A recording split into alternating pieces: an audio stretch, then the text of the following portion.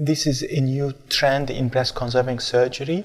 It's the combination of plastic surgical techniques in the treatment of breast cancer patients. It allows us to use the techniques for reduction, breast reduction surgeries in the treatment of cancer. It's very challenging for that because you are combining two techniques and you are not looking only at the oncological outcome but also to the cosmetic outcome. That makes it a little bit more challenging to get both good results oncologically and cosmetically.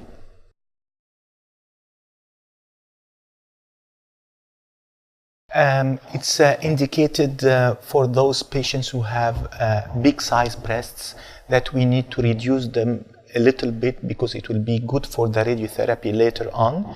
It's indicated when you have a big tumor in a big breast, it allows us to reduce the breast and to remove a lot. It's also indicated for those patients who had initially advanced disease and received neoadjuvant chemotherapy, but not very good response, so we need to remove as much as we can. Consequently, this helps us to increase the rate of breast conservation thanks to these new techniques.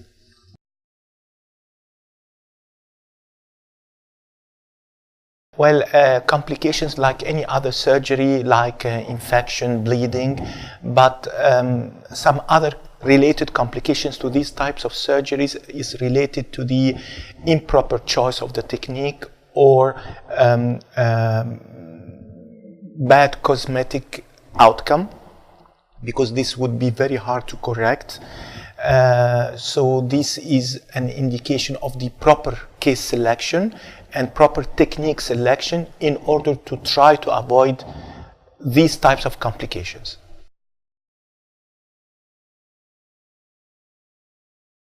Yes, thank you. This is a very important topic. All what I can tell you that 20 years ago, breast reconstruction was almost 0%, but throughout the years with developing the expertise and having these specialized centers for the management, things has improved a lot, and breast reconstruction, mainly immediate reconstruction, has gained wide popularity. In my institute, for those who are undergoing mastectomy, the rate of breast reconstruction is around 20%, which is a very good number compared to 20 years ago.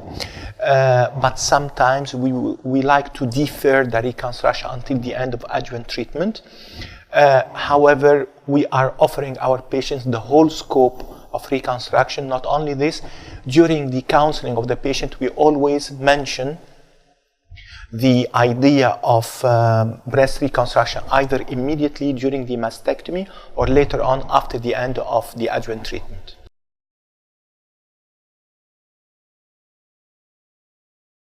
Yes, it is related to the previous question about breast reconstruction in my country.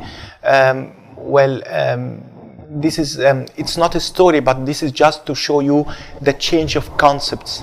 I remember exactly 17 years ago when I was offering a patient breast reconstruction, it was always, the answer was always no, and they would be afraid to do it and they don't want to go back to the OR.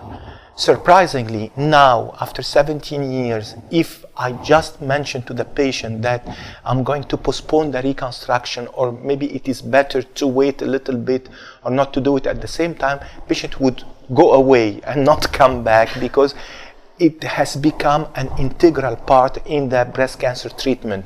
And now the ladies are very much aware about this reconstruction, and it has become a part of the treatment, to the extent that they may refuse doing the mastectomy without the reconstruction. So this is really very enthusiastic. It shows you how people changed their way of looking at such procedures from just a cosmetic thing to an integral part in the treatment. Okay, thank you. Thank you.